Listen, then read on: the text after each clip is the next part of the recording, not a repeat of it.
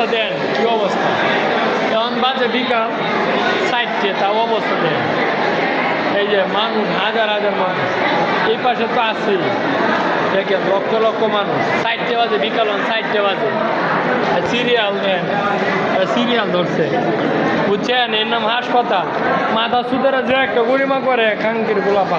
তালামালা মারে দিছে হ্যালো হাসপাতাল হ্যাঁ